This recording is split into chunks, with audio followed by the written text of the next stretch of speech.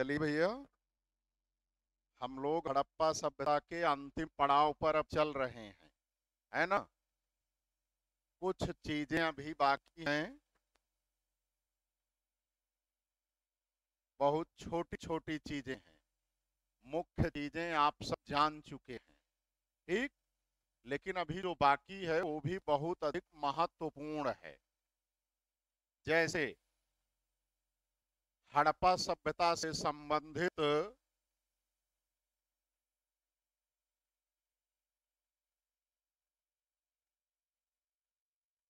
राजनीतिक व्यवस्था,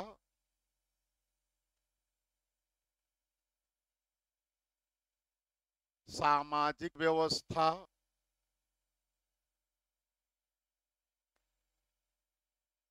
आर्थिक व्यवस्था, धार्मिक व्यवस्था, है ना। इसको अभी हमें आपको जानना है। इसके अतिरिक्त हम लोगों को हड़प्पा कला, है ना, उसे जानना है। और सबसे लास्ट में हड़प्पा सभ्यता के पतन का कारण, ठीक। बहुत छोटे छोटे टॉपिक, है ना। अच्छा देखो भैया, राजनीतिक व्यवस्था, सामाजिक व्यवस्था, आर्थिक व्यवस्था और धार्मिक व्यवस्था, इसके दो पक्ष होते हैं, है ना। ये दो पक्ष होते हैं। एक होता है सैद्धांतिक पक्ष। कौन सा होता है? सैद्धांतिक। और दूसरा होता है व्यवहारिक पक्ष,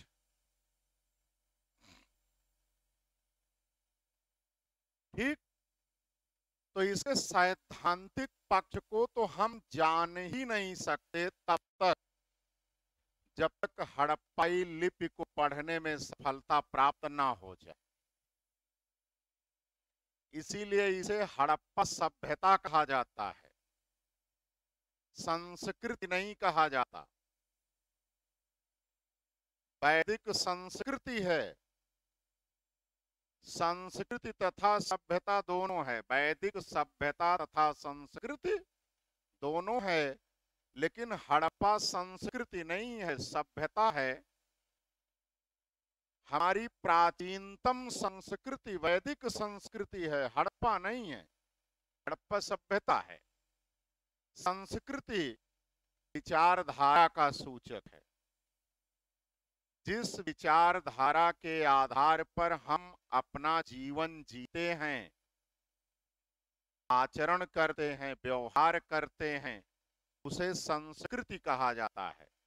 तो हड़प्पा सभ्यता के लोगों की सोच क्या थी, विचारधारा क्या थी, उसे अभी तक समझा नहीं जा सका है। क्यों? क्योंकि अभी तक हड़प्पाई लिपि को पढ़ने में सफलता प्राप्त नहीं हुई है। हड़प्पा सभ्यता के इतिहास को जानने का एकमात्र स्रोत पुरातात्विक स्रोत है।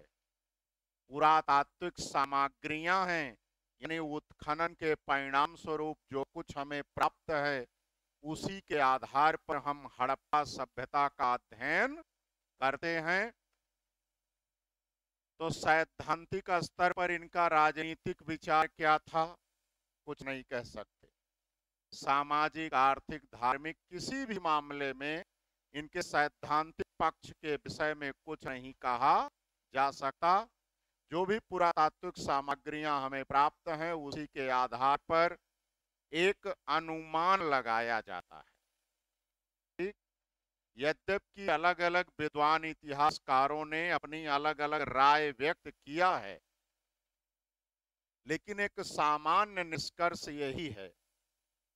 हड़प्पा सभ्यता को देखने से एक बात बिल्कुल स्पष्ट हो जाती है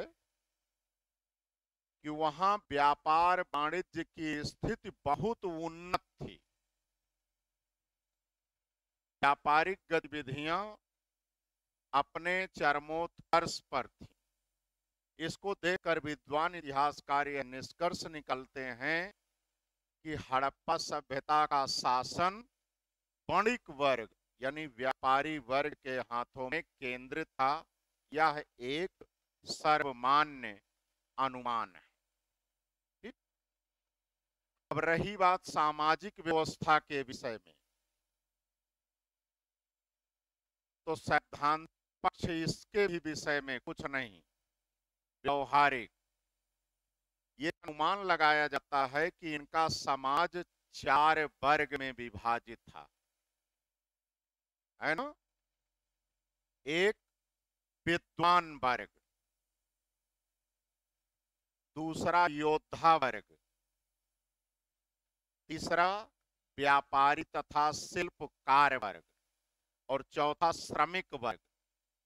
क्योंकि हड़प्पाई नगरों के उत्खनन से ऐसा प्रमाण मिलता है जैसे पुरोहित आवास, प्रशासनिक भवन, सभा भवन, दुर्ग क्षेत्र का होना इस बात का सूचक है कि यह बौद्धिक वर्ग से संबद्ध क्षेत्र था। इतनी अच्छी सुरक्षा व्यवस्था का होना, स्थान स्थान पर सुरक्षा चौकियों का पाया जाना, है ना, ये इस बात का सूचक है कि इनके पास अपना सुरक्षा का प्रबंध रहा होगा, योद्धा वर्ग रहा होगा। व्यापारिक स्थिति तो पूरी दुनिया में मशहूर थी, तो व्यापारी तथा शिल्पकार वर्ग अवश्य रहा होगा। अब घरों की बनावट को लेकर यह निष्कर्ष निकाला जाता है कि श्रमिक वर्ग भी था, क्योंकि अधिकांश तो बड़े बड़े मकान दिखाई देते हैं, जो छोटे छोटे आकार के 3 कमरों वाले, 5 कमरों वाले, 4 कमरों वाले, उससे निष्कर्ष निकाला जाता है कि यह श्रमिक वर्ग की बस्ती रही होगी, यहाँ श्रमिक वर्ग निवास करता रहा होगा। दूसरी बात, ये समाज मातृसत्तात्मक था, जो सबसे महत्वपूर्ण बात है। कैसा था? मातृसत्तात्मक था। वर्तमान समय का समाज पितृसत्तात्मक है। मातृसत्तात्मक क्यों है? क्योंकि देखो, हड़प्पा सभ्यता से जितनी मानव मूर्तियां पाई गई हैं, जितनी मानव मूर्तियां पाई गई हैं, उनमें से महिलाओं की मूर्तियां अधिक संख्या में, पुरुषों की कम, है ना। महिला देवियों की मूर्तियां अधिक संख्या में, पुरुष देवताओं की मूर्तियां कम संख्या में। तो जिसका जैसा समाज होता है, उसका वैसा धर्म होता है, उसका वैसा देव मंडल भी होता है। आज ये पितृसत्तात्मक समाज है। आज पुरुष देवताओं की आपके धर्म में प्रधानता है। देखिए, बजरंगबली की, शंकर जी की, राम जी की, आपको ढेर सारे मंदिर दिखाई पड़ेंगे अपेक्षाकृत देवियों के मंदिर के, है ना। इस आधार पर इतिहासकार, अच्छा दूसरा भी एक आधार है, एक आधार तो ये है ही है, दूसरा भी एक आधार है कि जो नगरीय समाज होता है ना, वो मातृसत्तात्मक होता है। जो ग्रामीण समाज होता है, कृषि पर आधारित समाज होता है, वो पितृसत्तात्मक होता है। नगरों में आप देखिए किसकी हुकूमत ज्यादा चलती है, नगरों में देखिए किसकी हुकूमत ज्यादा चलती है। अंकल जी किराया वसूल करते हैं कि आंटी जी? पितृसत्तात्मकता गांवों में अधिक, नगरों में कम। नगरों में मातृशक्ति को अधिक दायित्व अधिकार प्राप्त होते हैं। मानते हो कि नहीं मानते हो? तो हड़प्पा सभ्यता नगरीय सभ्यता थी, ये नगरों में रहने वाले लोग थे, तो अंडरस्टूड है कि यहाँ महिला सशक्तिकरण अधिक होगा। ये मातृसत्तात्मक समाज था। अब यदि हम इनके खान पान की बात करें, ये लोग शाकाहारी और मांसाहारी दोनों थे, इसका प्रमाण हमें प्राप्त है। यदि हम खाद्यान्न की बात करें, तो गेहूं तथा जौ इनका मुख्य खाद्यान्न है। चावल कम मात्रा में, ठीक है। यदि वस्त्र और आभूषण की बात करें तो सूत से निर्मित, ऊन से निर्मित, है ना, रेशम से निर्मित वस्त्र ये लोग पहनते थे। स्त्री और पुरुष दोनों आभूषण प्रेमी थे, क्योंकि जो मूर्तियां हमें प्राप्त हैं वो सब आभूषण युक्त हैं। ठीक है। लगभग सभी धातुओं से निर्मित आभूषण का प्रयोग होता था, लोहा धातु को छोड़कर, क्योंकि लोहा धातु का ज्ञान हड़प्पा सभ्यता के लोगों को नहीं था। यदि मनोरंजन की बात करें तो आगे हम आपको कला में पढ़ाएंगे। मोहनजोदड़ो से एक नर्तकी की मूर्ति पाई गई है। नर्तकी, डांसिंग गर्ल, वो डांसिंग मोड में है, कांस्य धातु से निर्मित है। वो मूर्ति आभूषण के अतिरिक्त पूर्णतः नग्न है, सिर्फ आभूषण है शरीर पर, वस्त्र नहीं है। इसका मतलब इनका जो समाज था ये कितना अधिक भौतिकवादी था। उस समय ऐसी डांसिंग गर्ल्स होती थी, देखो कोई बात हवा में नहीं आती, आपके घरों में वही मूर्तियां दिखाई पड़ती हैं जैसा मार्केट में होता है। तो उस कांस्य नर्तकी का नग्न होना, डांसिंग मोड में उस मुद्रा में उसका होना, आभूषण के अतिरिक्त किसी वस्त्र का ना पाया जाना, इसका मतलब ऐसा डांस इनके समाज में चलता था, है ना। तो गीत, संगीत, नृत्य, जल क्रीड़ा, मल्ल युद्ध, शिकार करना, पासा खेलना, है ना, रथ दौड़, घुड़दौड़, ये सब इनके मनोरंजन के मुख्य साधन थे। ठीक। यदि हम आर्थिक व्यवस्था की बात करें तो अर्थव्यवस्था के तीनों अंग यानी कृषि, पशुपालन, व्यापार, वाणिज्य यहाँ मौजूद है। 9 प्रकार की फसलों की खेती किए जाने का प्रमाण उपलब्ध है। कई प्रकार की बागवानी फसलों का प्रमाण प्राप्त है। हल, बैल, जुता हुआ खेत, इन सब का प्रमाण प्राप्त है। इसका मतलब कृषि कार्य यहाँ उन्नत अवस्था में था। पशुपालन, लगभग सभी प्रकार के पशुओं का पालन ये लोग करते थे, इसका प्रमाण है। गाय का पालन करते थे, ये तो अंडरस्टूड है, गाय पालते थे, लेकिन गाय का कोई प्रमाण प्राप्त नहीं है। गाय पालते थे लेकिन गाय का कोई प्रमाण प्राप्त नहीं है। प्रमाण प्राप्त का मतलब है उसकी हड्डी मिले, कहीं कोई मूर्ति मिले, है ना, कहीं कोई चित्र मिले, ऐसा कुछ नहीं मिला है। गाय का कोई प्रमाण नहीं मिला है। लेकिन बैलों की प्राप्ति बड़ी संख्या में है, बड़ी मात्रा में बैलों की मूर्तियां, चित्र, हड्डियां सब पाई गई हैं। ये अंडरस्टूड है कि बिना गाय पाले बैल नहीं मिलेगा, तो गाय पालते थे। हाँ, कुबड़दार बैल, नंदी बैल, इनका सबसे प्रिय पशु था, उसकी पूजा की जाती थी, आध्यात्मिक भी उसका महत्व था। बातें समझ में आई। यदि हम व्यापार वाणिज्य की बात करें तो हड़प्पा सभ्यता की समकालिक मेसोपोटामिया की सभ्यता, सुमेरिया की सभ्यता, मिस्र की सभ्यता, फारस की सभ्यता, इन सभी सभ्यताओं की यह समकालिक सभ्यता थी। इन सभी सभ्यताओं में यह सर्वश्रेष्ठ सभ्यता थी और इन सभ्यताओं के साथ हड़प्पा सभ्यता के लोगों का व्यापार वाणिज्य होता था। सुमेरिया सभ्यता के लोग हड़प्पा सभ्यता के मोहनजोदड़ो नगर को मेलुहा कहते थे। क्या कहते थे?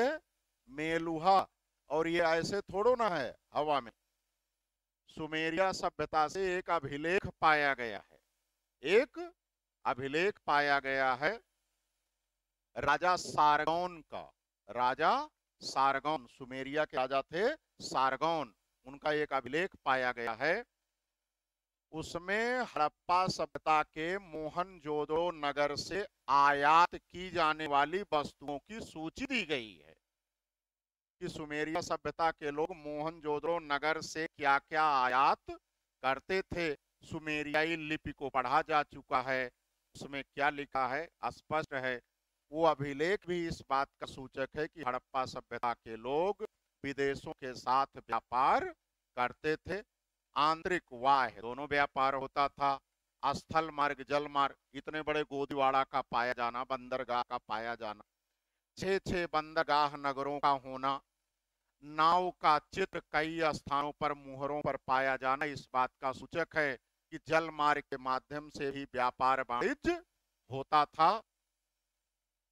बहरीन, बहरीन देश का नाम सुने हैं।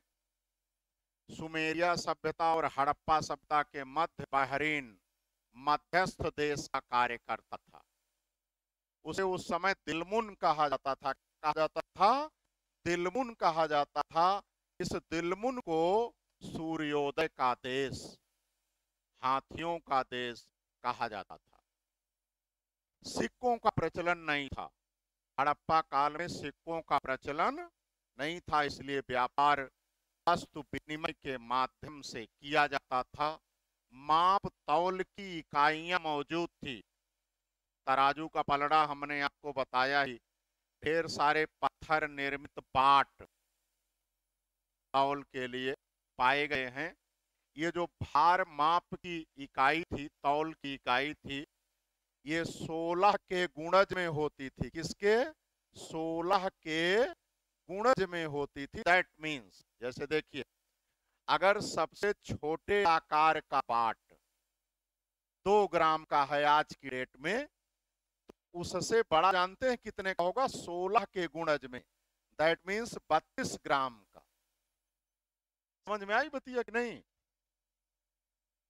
अगर मान लीजिए 3 ग्राम का है, 16 यहाँ 48 ग्राम का होगा, तो ऐसे 16 के गुणज में। बात क्लियर? यदि हम इनके धार्मिक व्यवस्था की बात करें तो वहां भी यही सिद्धांत, सैद्धांतिक पक्ष के विषय में कुछ नहीं कह सकते, लेकिन इनके देवमंडल में मातृशक्ति की उपासना की प्रधानता है। तो मातृदेवी की उपासना है ना, पशुपति शिव की पूजा, नंदी बैल की पूजा, नाग देवता की पूजा, पीपल वृक्ष की पूजा, है ना, जल देवता की पूजा, सूर्य देवता की पूजा, अग्नि देवता की पूजा, अग्निकुंड हवन कुंड सब पाए गए हैं। स्वास्तिक चिन्ह की पूजा, स्वास्तिक का प्रतीक भी लोथल से पाया गया है ना। इन सब के माध्यम से उपासना होती थी। मूर्ति पूजा इनकी उपासना का मूल आधार था। हड़प्पा सभ्यता से मंदिर का कोई प्रमाण नहीं मिला है। बातें समझ में आई? अब यदि हम कि इतने को ही लिखवा दें फिर बाद में बताएंगे, है ना। हाँ, पहले लिख लीजिए। अब बाकी रही बात कला बंची है, उसी कला के अंतर्गत हड़प्पाई लिपि, हड़प्पाई मुहरें, कुछ प्रमुख निर्माण, वो हो जाएगा ज्यादा से ज्यादा 20 मिनट में। और हड़प्पा सभ्यता के पतन का कारण, कल में ये टॉपिक पूरा हो जाएगा। तो क्या हेडिंग आप लोग करेंगे? सबसे पहले आप हेडिंग डालेंगे राजनीतिक व्यवस्था। राजनीतिक व्यवस्था हम आपको लिखवाना वही चाहते हैं जो आपके परीक्षाओं की दृष्टि से उपयोगी है, बहुत विस्तार नहीं करूंगा, है ना।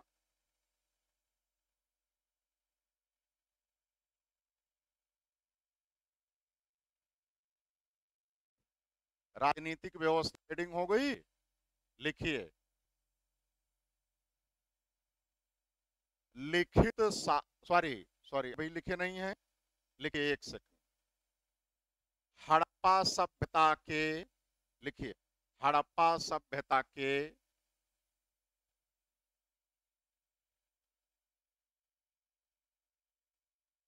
अध्ययन का मुख्य स्रोत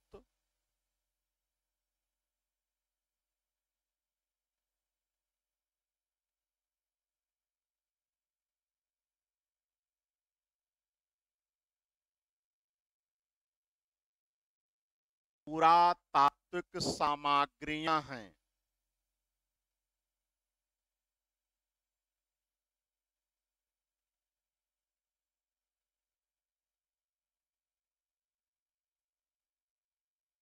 पूर्ण विराम। उसी में आगे हड़प्पाई लिपि को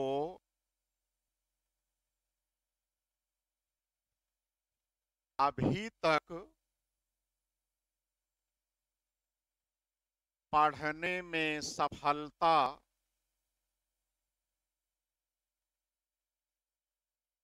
प्राप्त नहीं हुई है।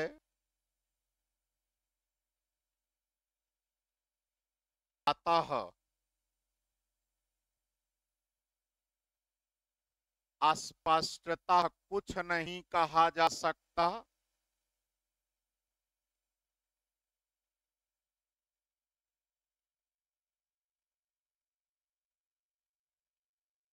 लेकिन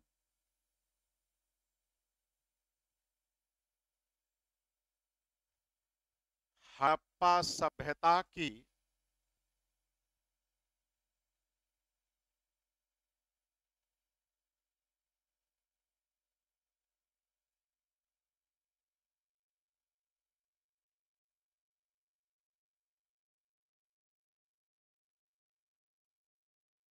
उत्तम व्यापारिक स्थिति को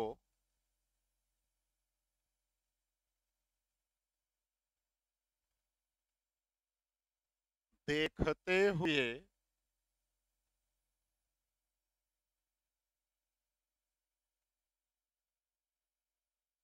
यह अनुमान लगाया जाता है कि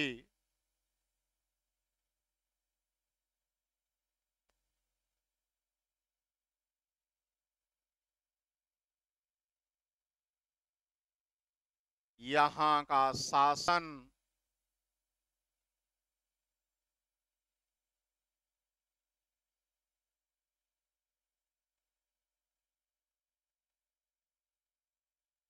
वाणिक वर्ग, व्यापारिक वर्ग के हाथों में केंद्रित था।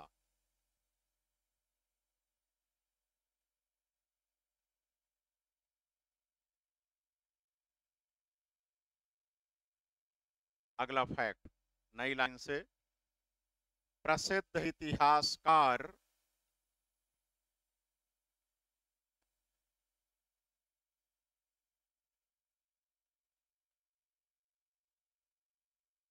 हंटर के अनुसार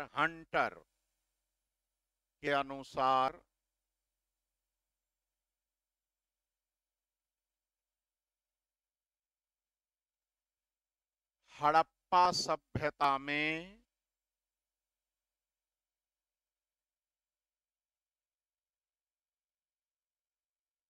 जनतंत्रात्मक शासन प्रणाली जनतंत्रात्मक शासन प्रणाली प्रचलित थी।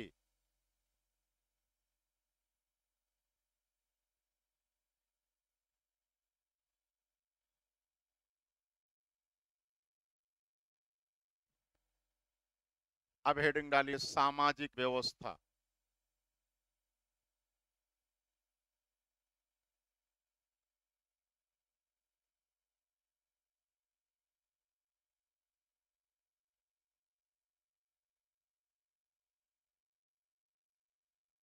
लिखिए, हड़प्पाई समाज में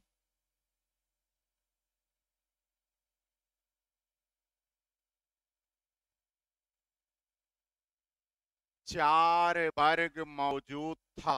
चार वर्ग।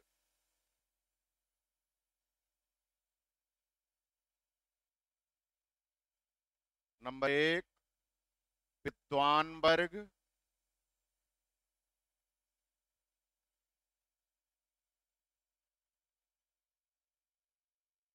नंबर 2 योद्धा वर्ग,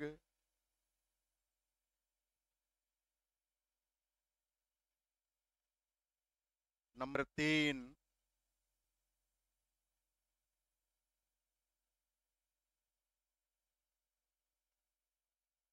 व्यापारी तथा शिल्प कार्य वर्ग, व्यापारी तथा शिल्प कार्य वर्ग, नंबर 4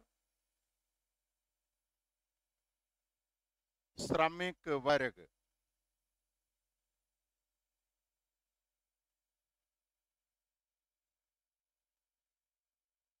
अगला फैक्ट, हड़प्पाई समाज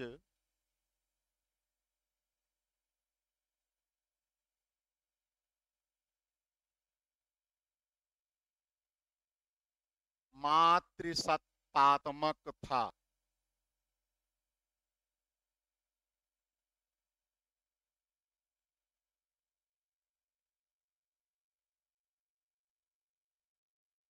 अगला फैक्ट, हड़प्पा सभ्यता के लोग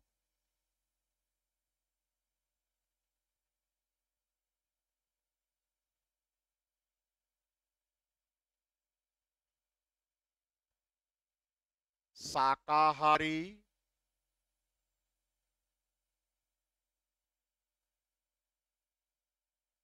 तथा मांसाहारी दोनों थे।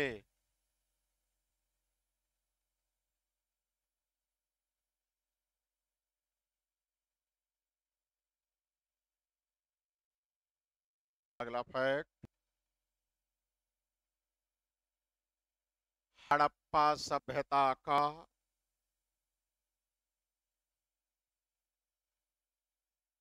मुख्य खाद्यान्न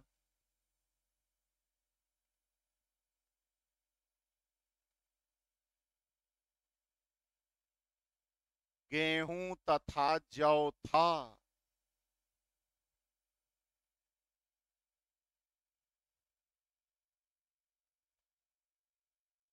अगला फैक्ट,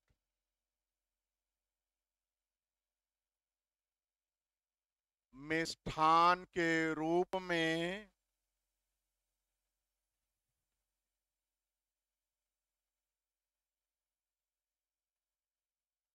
शहद का प्रयोग करते थे, क्योंकि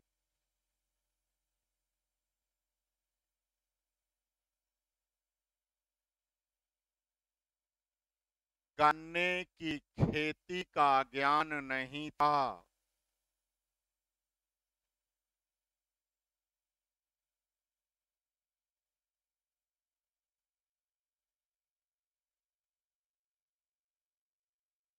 अगला फैक्ट, सूती सूत, ऊनी तथा रेशमी वस्त्र का प्रयोग करते थे।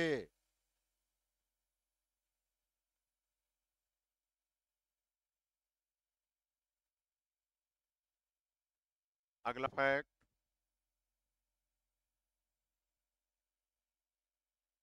स्त्री तथा पुरुष दोनों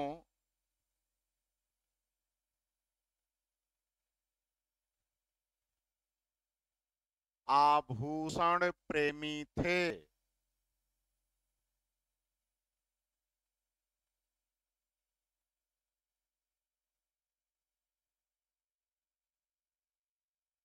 अगला फैक्ट,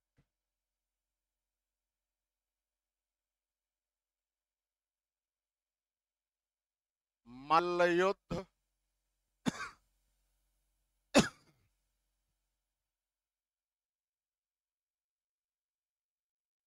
शिकार करना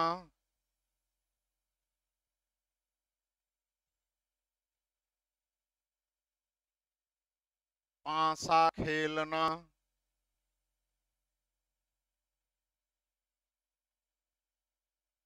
तथा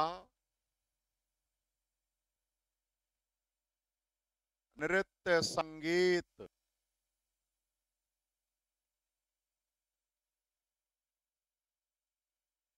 मनोरंजन के मुख्य साधन थे।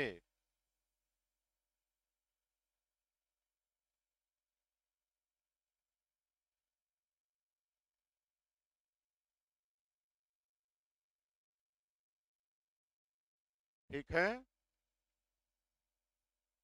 अब हेडिंग डालिए कृषि। कृषि, एग्रीकल्चर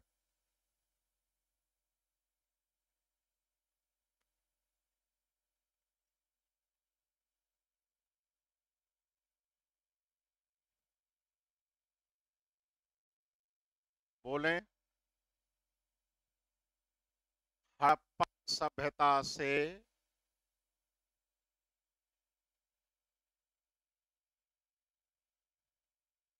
नौ प्रकार की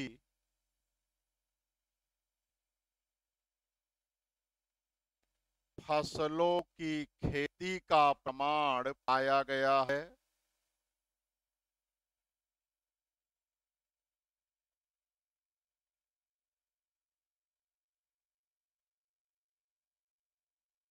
नौ फसल आपको लिखना है।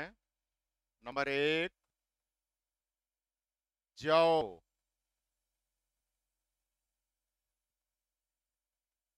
नंबर 2 गेहूं,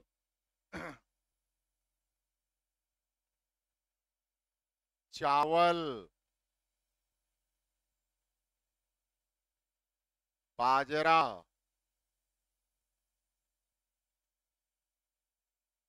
चना, मटर, सरसों, तिल, 2 2 4 4 8, कपास।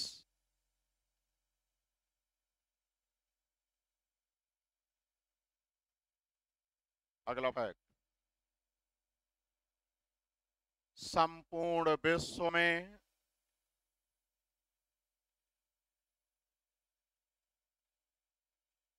कपास की खेती की शुरुआत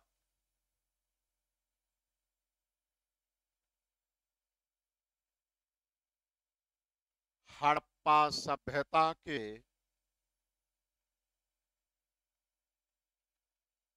लोगों द्वारा की गई।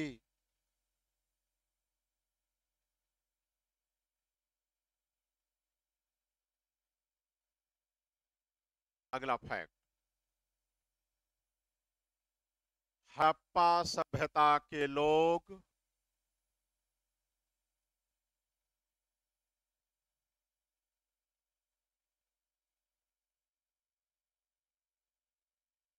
तरबूज,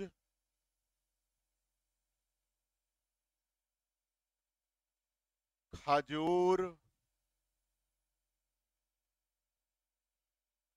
नारियल,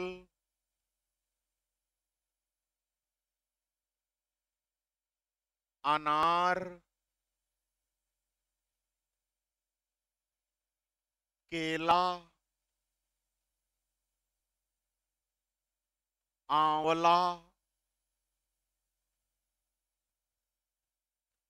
बेल, बेल, नींबू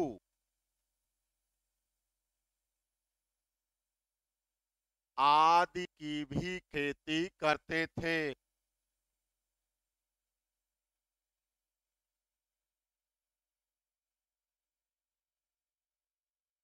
ठीक है, लिख लिए भैया। अब हेडिंग डालिए पशुपालन। पशुपालन,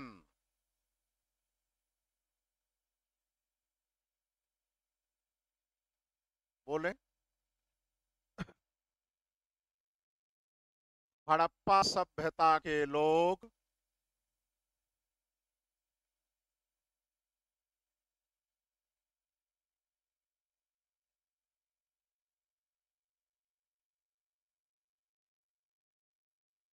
गाय,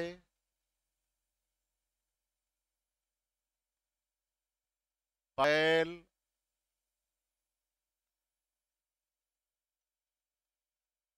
भैंस, भैंसा,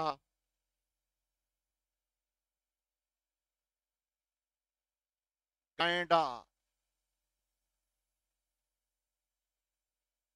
बाघ, बाघ, सुअर, हिरण, ऊंट इत्यादि पशु पालते थे।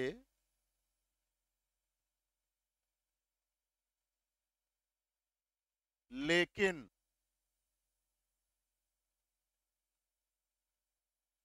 गाय का कोई प्रमाण नहीं मिला है। गाय का कोई प्रमाण नहीं मिला है। ठीक है, अगला फैक्ट। क्लियर हो गया ना? प्रमाण नहीं मिला है ये सत्य है, लेकिन गाय का पालन करते थे ये भी सत्य है। अगला फैक्ट। हड़प्पा सभ्यता के लोग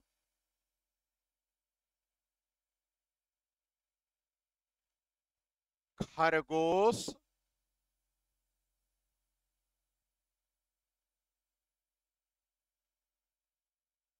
हाथी,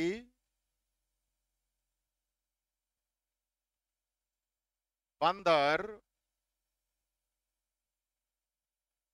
मुर्गा, बत्तख, तोता,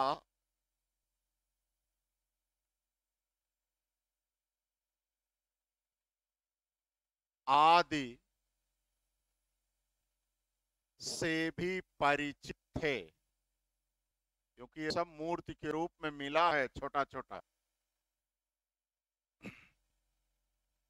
अगला फैक्ट।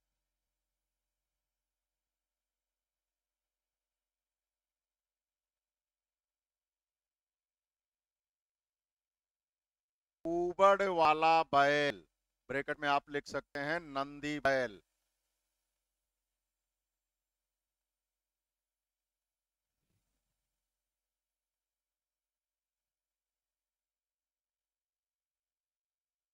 हड़प्पा सभ्यता के लोगों का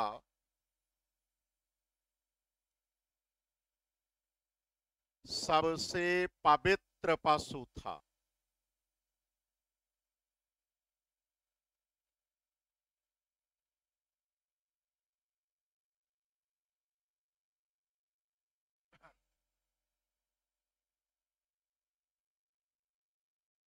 अगला फैक्ट बोले। हड़प्पा सभ्यता के लोग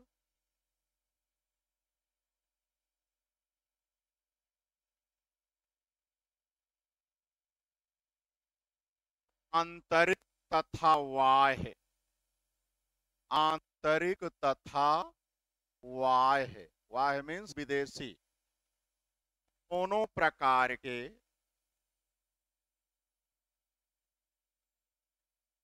व्यापार करते थे।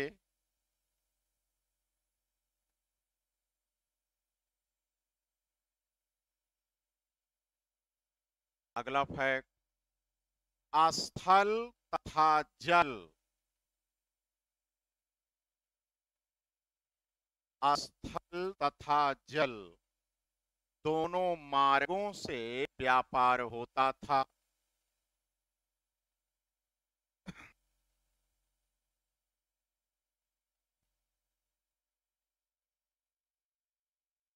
अगला फैक्ट।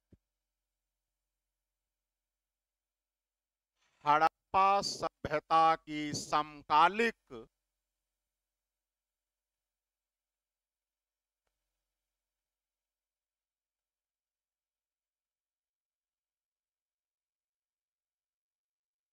सुमेरिया सभ्यता,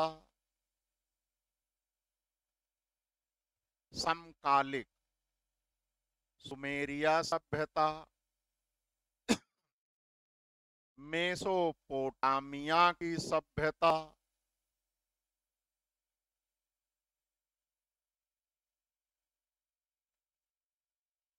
तथा फारस की सभ्यता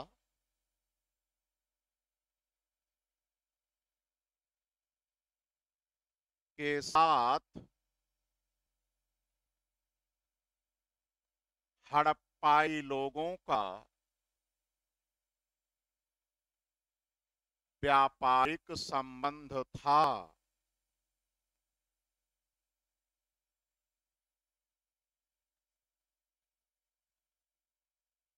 अगला फैक्ट, सुमेरिया सभ्यता के लोग सुमेरिया सभ्यता के लोग कम हड़प्पा सभ्यता के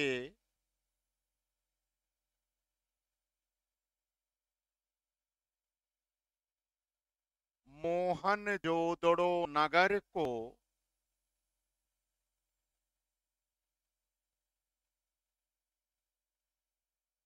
मेलुहा कहते थे। मेलुहा।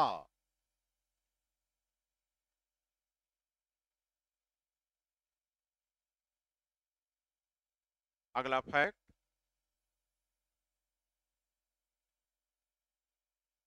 दिलमुन, ये लिखा हूं देखो, दिलमुन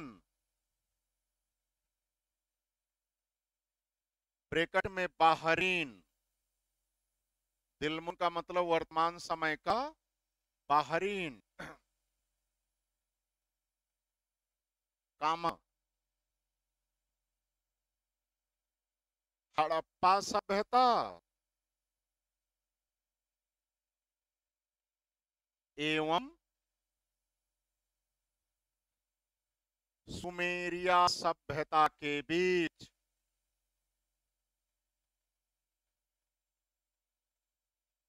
होने वाले व्यापार में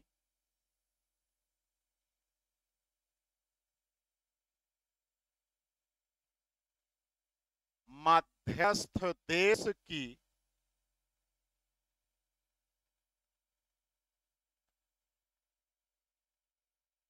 भूमिका निभाता था। मध्यस्थ देश की भूमिका निभाता था। अगला फैक्ट, दिलमुन को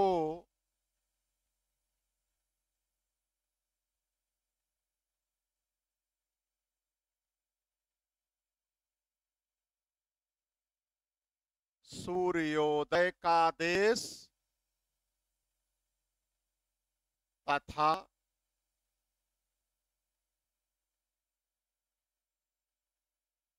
हाथियों का देश कहा जाता था।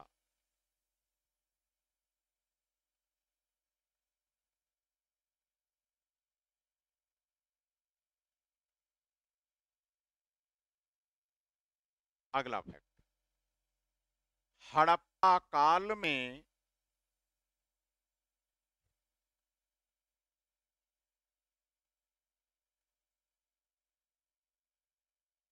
तौल की इकाई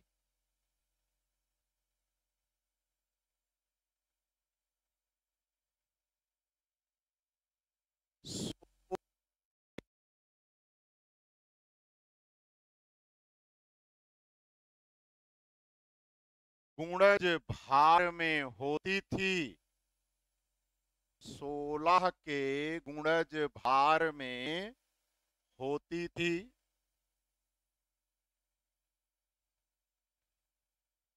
है ना। अगला फैक्ट, ये सब पूछा जाएगा। हड़प्पा सभ्यता के लोग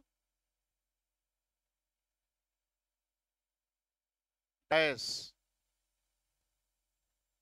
नई लाइन से तांबा,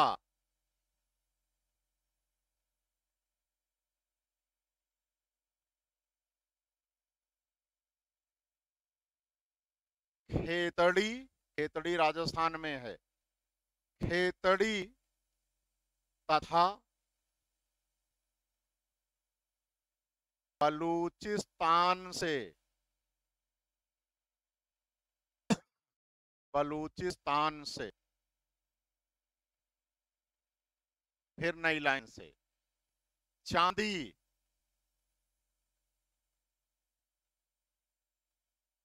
चांदी ईरान तथा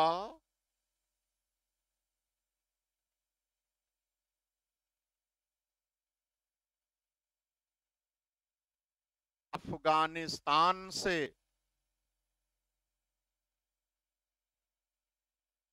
फिर नई लाइन से, इन ईरान तथा अफगानिस्तान से,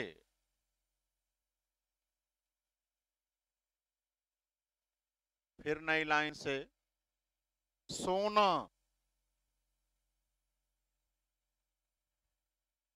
दक्षिण भारत, दक्षिण भारत तथा अफगानिस्तान से आयात करते थे।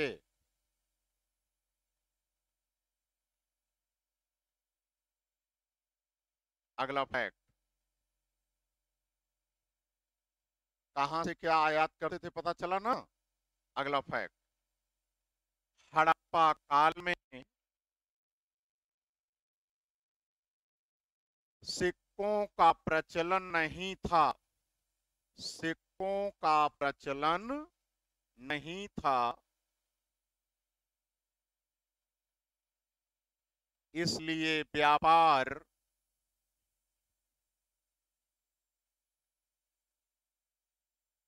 वस्तु विनिमय के माध्यम से, अदला बदली, वस्तु विनिमय के माध्यम से किया जाता था, किया जाता था। ठीक है, 3 मिनट लगेगा। धार्मिक व्यवस्था लिखवा दें? हाँ, हेडिंग डालिए धार्मिक व्यवस्था, 3 मिनट लगेगा, समाप्त हो जाएगा। धार्मिक व्यवस्था,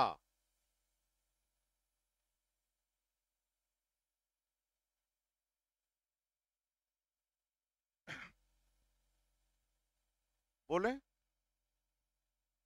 हड़प्पा सभ्यता के लोग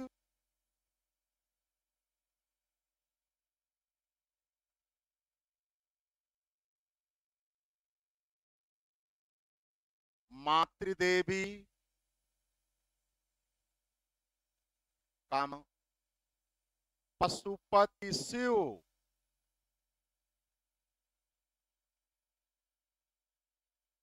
काम, लिंग तथा योनि,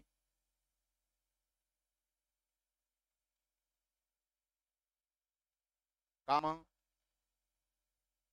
कुबड़दार बैल, कुबड़दार बैल, अग्नि देवता,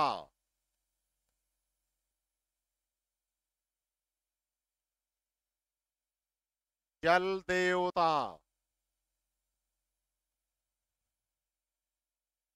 सूर्य देवता,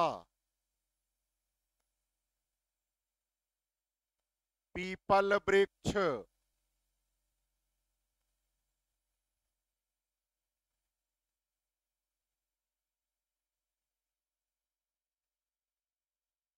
स्वास्तिक चिन्ह,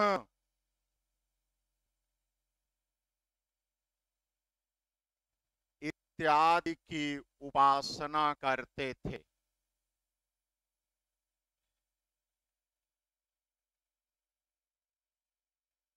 अगला फैक्ट, योग तथा प्राणायाम, योग तथा प्राणायाम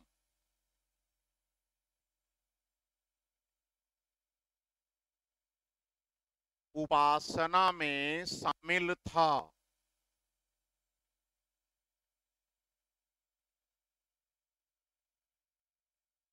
और लास्ट फैक्ट,